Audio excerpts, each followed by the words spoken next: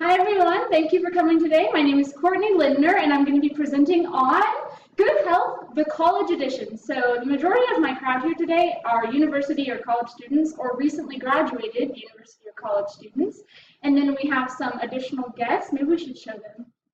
I'll do this so my teacher can see who our guests are today. We have a mixture of university students, and then going over this way, some bright lights. This is everyone. Thank you for joining us today. And I'm going to be going over, first I want to start with asking if you could just mentally take a moment to think about what are your top priorities. So where do you place your most mental time, your most physical time? How do you spend your downtime? And just think about that really quick. Maybe prioritize them like 1 through 4. You don't have to use these examples on the side.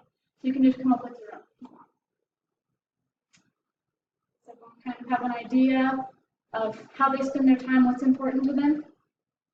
There was a poll taken in 1994.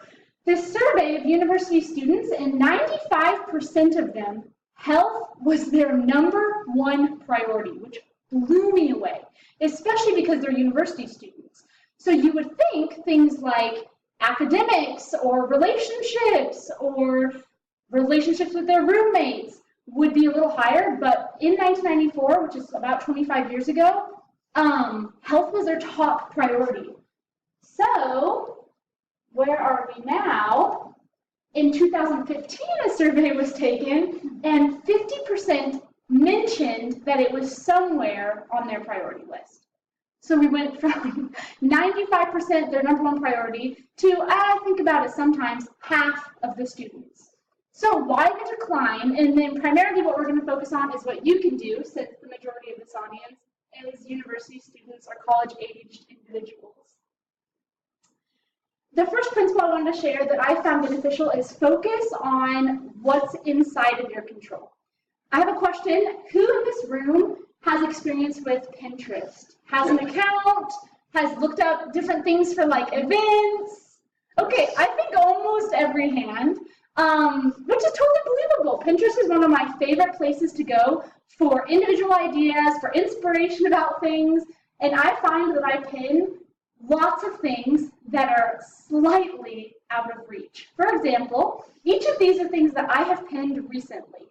I have a beautiful kitchen that I think is lovely with an adorable little toddler, and I have how to plant vegetables and when to for when you're making a garden, a lovely image of a wedded couple, and how to reupholster almost anything, which are very fascinating topics.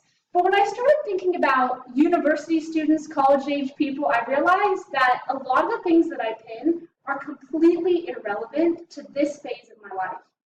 I don't own a home. I live in Atlanta, Georgia, downtown, where everything is cement. I own no land. I have no opportunity to do a garden. The majority of people who are university students have very little control in their ultimate date of their wedding. So they have a lot of wedding rings and a lot of flowers picked out and color schemes, and a lot of time can be spent on that area where you don't really have a ton of immediate direct control at this age. In that timeline, and then how to reupholster anything. I personally don't have the time or the financial means to be doing all these do-it-yourself projects and crafts that I'm always finding and pinning. But there are a few things, so they're not options, but there are a few things and resources on tools like Pinterest that can support a healthy lifestyle that I found really, really beneficial when actually implemented. The first one that I have here is meditation, a how-to on meditation. There's tons of exercises, not just these arms ones. You can find basically whatever you want to. Thousands and thousands of recipes, healthy ones to accommodate your lifestyle, your schedule, and your preferences. And then a lot of motivational quotes, things that can remind you of your goal and where you're going and why. Everyone kind of wants to end up here, but I realized there are a few tips necessary and a few principles needed to get there. And so I've highlighted these 3. There's physical health, exercise, physical health, nutrition, and mental and emotional health. I've associated a few tips with each. So I just wanted to start with, why do we exercise? Can I get some feedback from my audience members on why we exercise? Why it's important? Anyone? To feel better. To feel better. Awesome. To look good. To look good. Physical appearance. Stress relief. Stress relief. Awesome. Thank you. Have fun discovering new sports. Cool. Have fun in athletics and trying activities. Weight management. Weight management. Awesome. So those are very similar ideas to what I came up with. I have a few listed here. Everyone knows about exercise. How often to do it, approximately 30 minutes, 5 times a week. It's pretty basic stuff. But as a university student, I came up with one tip that I feel is very helpful for this age and period of life. And that is to establish a routine. Does anyone have any experience with having established a routine for exercise that really helped them, or a lack of having established a routine? Because that's where I'm at. Since moving, my husband and I recently moved to this university and campus, and I haven't established like a certain time every day I go, or a certain activities that I do on each day, and that's really been difficult for me to get into the groove of exercise. I feel like I just wake up and I'm like, oh, I'm sure I'll get around to it, and then it's 10:30, I'm exhausted, and I never went to the gym or did anything to improve my physical health. So I just would recommend taking a snapshot kind of like this of your class schedule and your work schedule and thinking about when you spend any downtime. Do you find you watch a lot of TV at night, or you wake up in the morning and spend 30 minutes just cruising on the internet? Where you have those little allotments of wiggle room or downtime, and you can reallocate that time to your physical activity with great reward. The second principle is learn to see food differently. This is one of my favorite topics because I think your relationship with food and how you get excited about food or what it means to you really indicates your nutrition. And that leads me to my next tip, which is coming. Learn to love cooking. I think this can be hard. I've talked to a lot of people about it. I actually talked to a few people that are in our age bracket, about 18 to 25, 26, about their cooking habits, and the majority of them had a few comments. They said that they don't know how, and it's not as easy as just following the directions. They feel they burn their food a lot, or they feel like it's a waste of time. A lot of them mentioned not having the resources in cooking materials, like pots and pans. And another thing I heard a lot was that it's much cheaper to eat unhealthy. So cooking at home was drastically more expensive, they felt, than just eating ramen or going out to eat and getting something cheap like at Taco Bell.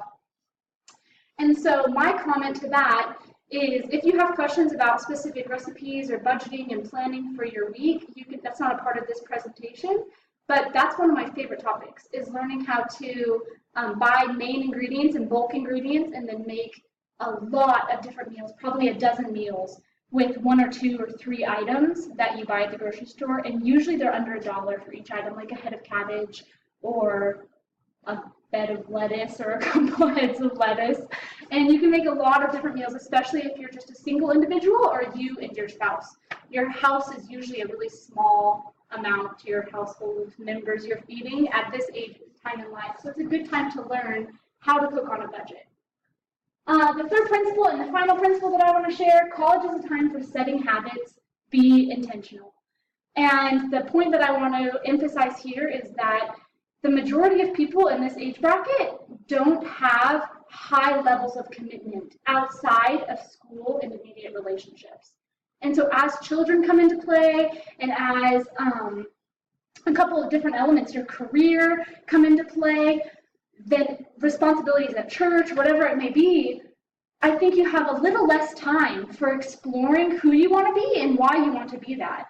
So why health is important to you and how you're going to establish some habits, and then just looking ahead to who you want to become in the future and being able to provide a foundation now that will get you there.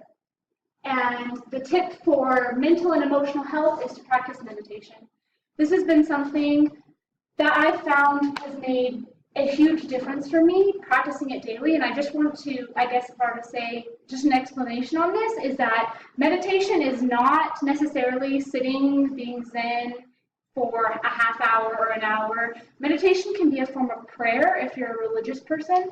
Meditation can be choosing to turn off the radio when you're driving in the car and just having some introspective time. Meditation can be your thoughts in the shower. It's any time where you're choosing to check out from your daily life and view who you are and who you are in the world. So who you want to become and where you're going. And that's my tip for mental and emotional health that I've seen a really big difference on. Let's see. Has anyone heard the term YOLO? Yes. YOLO. When you think of YOLO, what do you generally think of for college or university students? What are they up to when they're living the YOLO life? They're doing something crazy. They're doing crazy things. They're like jumping off of buildings onto trampolines and stuff. Like college campus buildings. Anyone else? Drinking, crazy drinking stuff sometimes. Sometimes a lot of sexual activity. Just YOLO, you're only living once. You're in college, do what you want. For the conclusion of this presentation, I just wanted to introduce the idea of you only live once, but your choices and how you treat your health will increase, I think, some of the main needs people are looking for from doing those YOLO activities. Confidence, energy, productivity, and success are the primary characteristics at this age that can launch you forward to where you want to go in the future. And I have found each of these areas are improved as I've improved my health and made it a focus. My commitment for you today is to consider what each of you can do, whether it's small and just choosing to buy that head of lettuce and cabbage and Pinterest cabbage and see what comes up, or whether it's something big like establishing an exercise routine and committing to do that every day. Will each of you commit to do so? Yeah. Yes! Thank you very much.